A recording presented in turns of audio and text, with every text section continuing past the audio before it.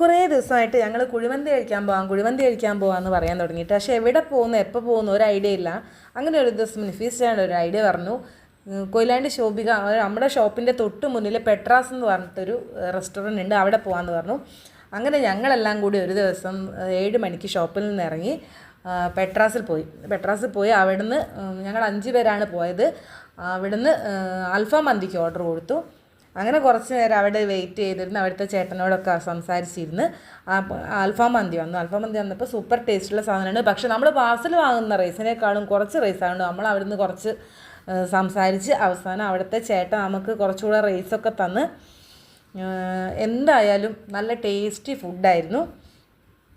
അടുത്തത് ഇനി എങ്ങോട്ടാന്നുള്ള പ്ലാനാണ് അവിടെ സ്വപ്നേച്ചി.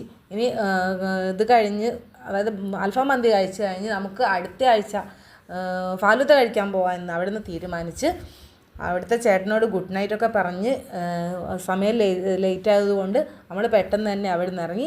എന്തായാലും എല്ലാവരും പോകണം. കൊയിലാണ്ടി ബസ് സ്റ്റാൻഡിൽ നിന്നും വടകര ഭാഗത്തേക്ക് പോകുമ്പോൾ ശോഭികയുടെ ഇടതുഭാഗത്തായിട്ട് വരുന്നതാണ് പെട്രാസ്. സൂപ്പർ ടേസ്റ്റുള്ള അൽഫാം മന്തിയായിരുന്നു അവിടെ നിന്ന് ലഭിച്ചത്.